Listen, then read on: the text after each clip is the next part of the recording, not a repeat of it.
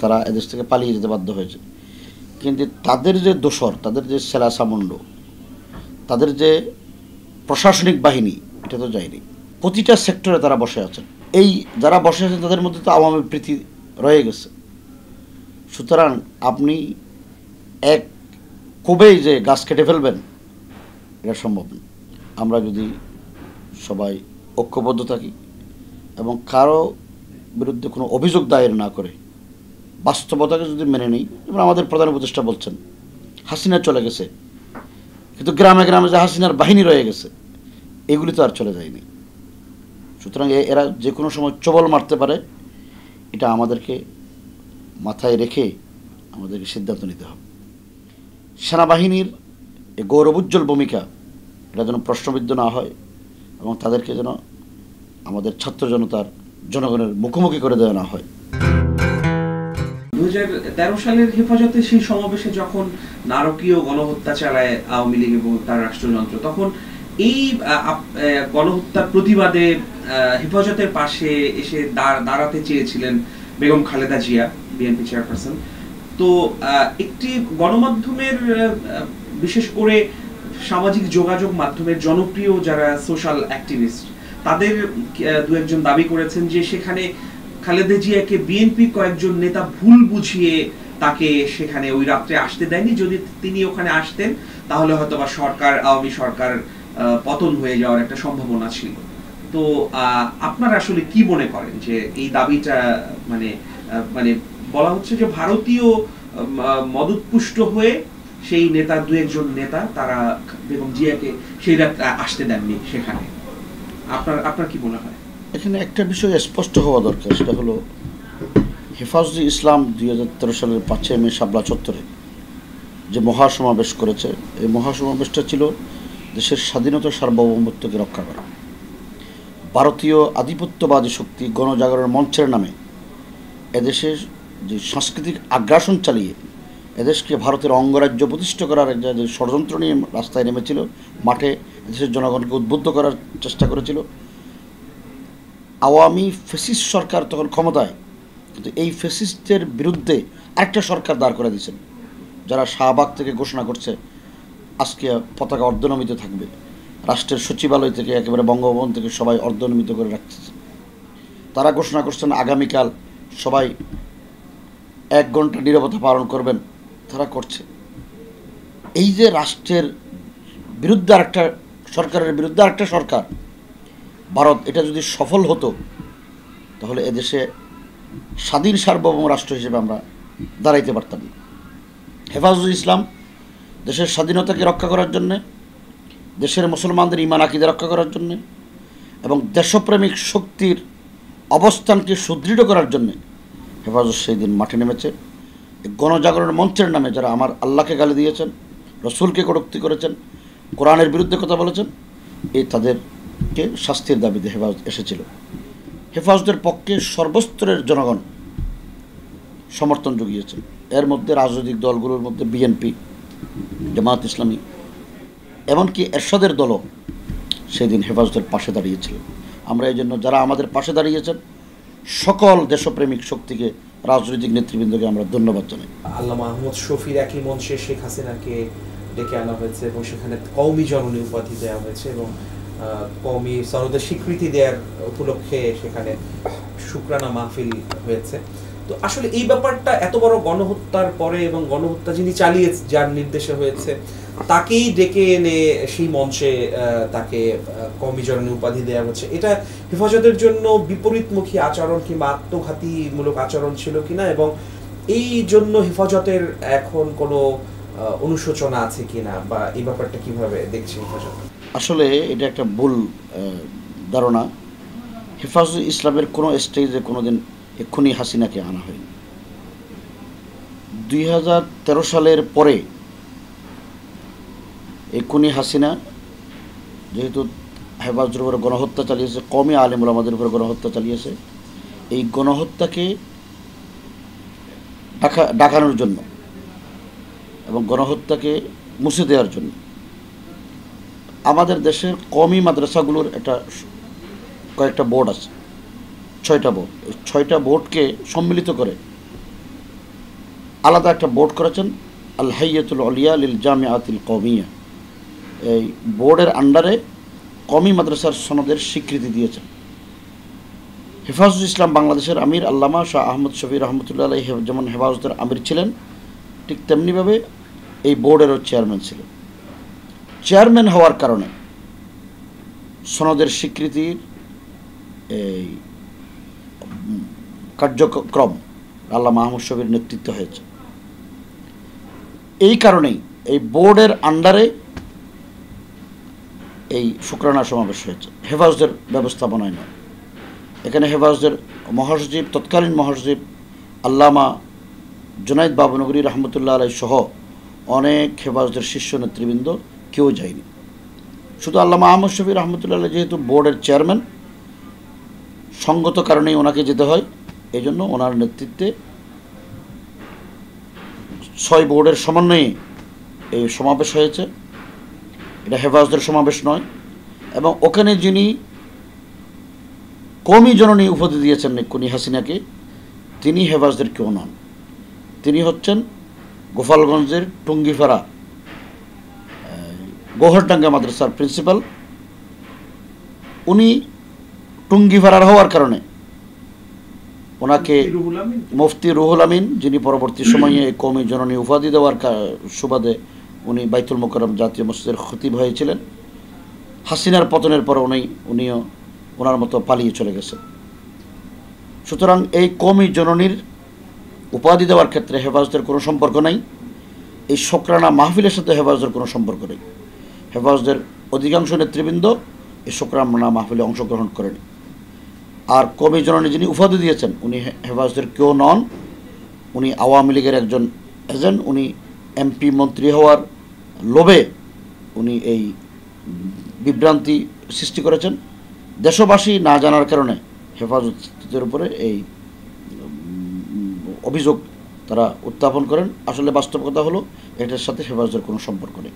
এবং ওইটা বলার কারণে যেহেতু আল্লামা আহমদ শফির উপস্থিতিতে হয়েছে, সেটা দেশবাসী বিব্রত বোধ করেছেন এবং হেফাজতের নেতৃবৃন্দেরও সেটা মর্মাহত হয়েছে। এবারের নববর্ষের পালনটা আমরা দেখলাম যে নতুন আঙ্গিকে হয়েছে। সেখানে নানান ধর্ম, বর্ণ, জনগোষ্ঠী, পাহাড়ি, আদিবাসী, ইসলামী জনগোষ্ঠীর অংশগ্রহণও ছিল। তো এই যে এবং মঙ্গল শোভাযাত্রার নাম পরিবর্তন করে আনন্দ শোভাযাত্রা করা হয়েছে, এই ব্যাপারটা কিভাবে দেখছেন? এবং আসলে ছায়ানট বা আরো এই জাতীয় কিছু সংগঠন উদীচীর মাধ্যমে বিজাতীয় সংস্কৃতি, ভারতীয় হিন্দুত্ববাদী যে কালচারাল হেজিমনি, সেটা বাস্তবায়ন করার একটা অভিযোগ আছে। তো আপনারা এই এবারের পহেলা বৈশাখ বা নতুন আঙ্গিকে পালনের বিষয়টা কিভাবে দেখছেন, বা কিভাবে হওয়া উচিত? এই আনন্দ বা বিষয়গুলো কিভাবে পালন করা যেতে পারে? একটা বিষয় হলো, এদেশ তো নানা মত, নানা ধর্ম, নানা চিন্তার মানুষ, নানা সংস্কৃতির মানুষকে নিয়েই এদেশ। সুতরাং ভিন্ন ভিন্ন মত, ভিন্ন ভিন্ন সভ্যতা, সংস্কৃতি, এটা আমাদের দেশের একটা ঐতিহ্য। বাংলা নববর্ষ উদযাপন করবে, এখানে হুতুম পেশা বা বল্লুকের মুখোশ পরে মঙ্গল কামনা করা হবে, এটা হলো শিরিক। এটা ইসলামী শরীয়তে সরাসরি নিষিদ্ধ। কারণ কোনো মুখোশ, বলেন একটা বাঁশের কুঞ্চি দিয়ে, এখানে গাছ দিয়ে মূর্তি বানিয়ে, এখানে কারো মুখোশকে সামনে এনে এখানে কিসের মঙ্গল? কারণ এই মূর্তির কাছ থেকে, এই মুখোশের কাছ থেকে মঙ্গল কামনা করাটা তো সবচেয়ে বড় শিরিক। এই শিরিক মুক্ত সংস্কৃতি প্রতিষ্ঠার জন্যে, যেহেতু আমরা আল্লাহকে বিশ্বাস করি, আল্লাহর জমিনে বাস করি, এদেশের শত শত বছর যাবৎ মুসলিম বাঙালি সংস্কৃতির যে ঐতিহ্য, সেটাকে পুনরুত্থান করার জন্যে আমরা শুরু থেকেই, যখন থেকে মঙ্গল শোভাযাত্রা তারা নাম দিয়েছে, তখন থেকে আমরা প্রতিবাদ করেছি। এবং সেটা যে ইসলামের দৃষ্টিতে হারাম, সেটা আমরা বারবার বলেছি। কিন্তু এবারও নতুনভাবে যে আনন্দ শোভাযাত্রা হয়েছে, আমরা আনন্দ উৎসব করা, আনন্দ শোভাযাত্রা করা, সেটাতে তো কোনো বাধা নেই। কিন্তু সেখানে একজন মানুষকে বিকৃত করা, একজন দাড়িওয়ালা মানুষকে চার চেহারাকে বিকৃতি করা, তাকে দাড়ি রাখার কারণে, টুপি পরার কারণে, মুসলিম হওয়ার কারণে তাকে অভিযুক্ত করা, এটা তো কোনো অবস্থাতে একজন সুস্থ মস্তিষ্কের মানুষ কোনোদিন বরদাস্ত করতে পারে না। আপনি আমার ধর্মীয় বিধান, আমার ধর্মীয় রীতিনীতি এখানে উপহাস করবেন, আপনি আনন্দ উৎসব, সব শ্রেণীর মানুষকে নিয়ে আপনি সাংস্কৃতিক উৎসব পালন করবেন, সেটা করেন, কিন্তু এখানে যেন ধর্মকে আঘাত করা না হয়, ধর্মীয় কোনো সিম্বলকে যেন আঘাত করা না হয়, মুসলমানদের সভ্যতা, মুসলমানদের তাহজিব তামাদ্দুন, তাদের লেবাস পোশাক, এগুলিকে যেন আঘাত করা না হয়, এগুলিকে যেন বিকৃত করা না হয়। আমরা বারবার দাবি জানিয়েছি, সামনেও এটা সতর্ক থাকার জন্যে আমরা আহ্বান জানাচ্ছি। এই যে রাজনীতি ক্ষেত্রে আমাদের সেনাবাহিনী আমাদের গর্ব এবং গৌরবের প্রতীক, স্বাধীনতার প্রতীক, তো রাজনীতিক ক্ষেত্রে তাদের এই হস্তক্ষেপটা তারা আসলে যে আসছে পুরো সেনাবাহিনীর উপরে নয়, মানে কোনো কোনো শীর্ষ কর্মকর্তার উপরে এই অভিযোগটা আসে। ক্ষমতাহীন হয়ে গেছে, তারা এদেশ থেকে পালিয়ে যেতে বাধ্য হয়েছে, কিন্তু তাদের যে দোসর, তাদের যে সেলাসামুন্ড, তাদের যে প্রশাসনিক বাহিনী, এটা তো যায়নি। প্রতিটা সেক্টরে তারা বসে আছেন। এই যারা বসে আছেন তাদের মধ্যে তো আওয়ামী প্রীতি রয়ে গেছে। সুতরাং আপনি এক কবেই যে গাছ কেটে ফেলবেন, এটা সম্ভব না। সেনাবাহিনীর 5 তারিখের ভূমিকায় দেশকে তারা সংঘাত থেকে রক্ষা করেছেন, আওয়ামী ফ্যাসিস্টকে উৎখাত করেছেন। সুতরাং এটাকে সামনে রেখে আমরা যদি সবাই ঐক্যবদ্ধ থাকি এবং কারো বিরুদ্ধে কোনো অভিযোগ দায়ের না করে বাস্তবতাকে যদি মেনে নিই, যেমন আমাদের প্রধান উপদেষ্টা বলছেন হাসিনা চলে গেছে, কিন্তু গ্রামে গ্রামে যে হাসিনার বাহিনী রয়ে গেছে, এগুলি তো আর চলে যায়নি। সুতরাং এরা যে কোনো সময় চবল মারতে পারে, এটা আমাদেরকে মাথায় রেখে আমাদেরকে সিদ্ধান্ত নিতে হবে। সেনাবাহিনীর এই গৌরবোজ্জ্বল ভূমিকা, এটা যেন প্রশ্নবিদ্ধ না হয় এবং তাদেরকে যেন আমাদের ছাত্র জনতার, জনগণের মুখোমুখি করে দেওয়া না হয়। আমরা সরকারের কাছে সেই আহ্বান জানাবো, যেন এরকম কোনো দৃষ্টিভঙ্গি এবং কোনো কর্মকাণ্ড যেন আমরা না করি। এটা সেনাবাহিনীর পক্ষ থেকে হোক, এটা আমাদের যারা মুসলিম, যারা আন্দোলন সংগ্রামের সৈনিক, তাদের পক্ষ থেকে হোক। রমজানে দেখলাম যে জিনিসপত্রের দাম বেশ কমেছে, 3-4 গুণ কমেছে কোনো কোনো জিনিস, এবং ঈদের একটি স্বস্তির যাত্রা হয়েছে। এই যাত্রার লোডশেডিং এর বিষয়ে দেখলাম যে কোনো লোডশেডিং এর বিষয় ঘটেনি। এই বিষয়ে আপনার মূল্যায়নটা কেমন? আসলে এই ইউনূস সরকার কেমন করছে, বা আপনার আশাবাদটা কেমন? আমি তো মনে করি ডক্টর ইউনূস এবং তার অন্তর্বর্তীকালীন সরকার বাংলাদেশে একটা ইতিহাস গড়েছেন, বাংলাদেশের মানুষকে আশ্বস্ত করেছেন যে রাজনৈতিক সরকারের বাইরেও দেশপ্রেমিক যদি নাগরিকরা দায়িত্ব পায়, সৎ ব্যক্তিরা দায়িত্ব পায়, তারা রাষ্ট্র কীভাবে চালাতে পারেন তার দৃষ্টান্ত অল্প সময়ে ডক্টর ইউনূস দেখিয়ে দিয়েছেন। আমরা 1 বছর আগে 2024 সালের রমজানে আমরা পেঁয়াজ কিনেছি 200 টাকা, মরিচ কিনেছি 1200 টাকা, আর 2025 সালে ডক্টর ইউনূসের নেতৃত্বে সরকার এসে আমরা 100 টাকায় 4 কেজি পেঁয়াজ কিনতে পেরেছি। জনগণ, সাধারণ খেটে খাওয়া কৃষক, শ্রমিক, মেহনতি মানুষ, তারা কি চায়? 2 মুঠো ভাত যেন শান্তিতে তাদের আয়ের ভিতরে তারা খেতে চায়, শান্তিতে ঘুমাতে চায়। আওয়ামী লীগের আমলে দেশের সব রাজনৈতিক দল, অরাজনৈতিক দল, সাধারণ মানুষ ভীত সন্ত্রস্ত ছিল, রাস্তাঘাটে আমরা স্বাধীনভাবে হাঁটতে পারিনি। ডক্টর ইউনূস এসে তো এখন সেই সুযোগটা করে দিলেন। এখন পুলিশ রাস্তায় ধরে না। কেন ধরে না? এদেশে চোর, ডাকাত, বদমাশ, খুনি, সন্ত্রাসী তো কই?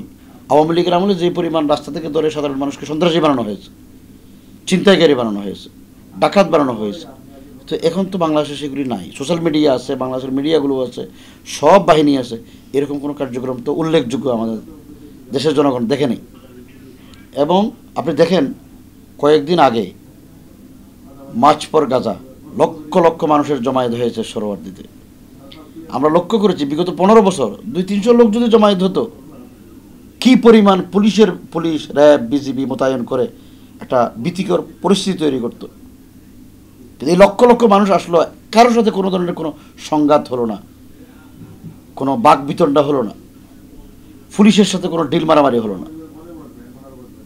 এই যে একটা শান্তিপূর্ণ সৌহার্দ্যপূর্ণ পরিবেশ, সেটা আমরা আওয়ামী লীগের আমলে দেখিনি। সুতরাং যারা নিজেদের ক্ষমতাকে টিকিয়ে রাখার জন্য দেশের জনগণকে সন্ত্রাসী বানায়, জঙ্গি বানিয়ে আন্তর্জাতিক বিশ্বের কাছে দেশকে কলঙ্কিত করে, এই রকম কোনো দেশদ্রোহী এবং জনগণের চিন্তা চেতনা বিরোধী, দেশের স্বার্থ বিরোধী কোনো রাজনৈতিক নেতৃত্ব এদেশের জনগণ চায় না।